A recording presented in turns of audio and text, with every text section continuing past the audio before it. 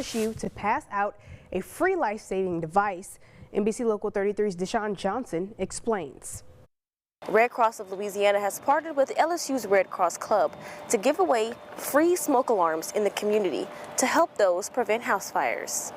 This is one of those great examples of how community can come together and really make a difference.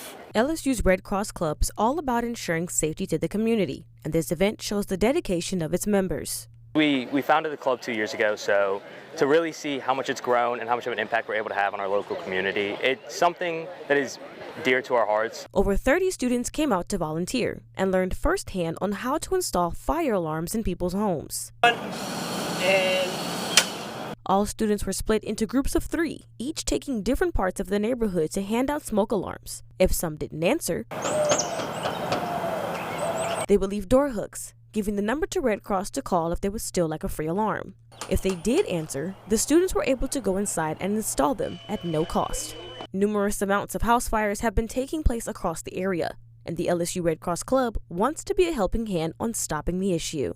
I'm really hoping that they understand that even though they may think this is fun today because they're with their friends and everything like that, that this is seriously a huge impact on this community. With the added partnership and help from many other organizations, they hope that this impact on teaching fire safety will be long-lasting. The Red Cross of LSU and of Louisiana do hope that many residents will take heed of the free smoke alarms and to make sure their house is insured and that they're safe.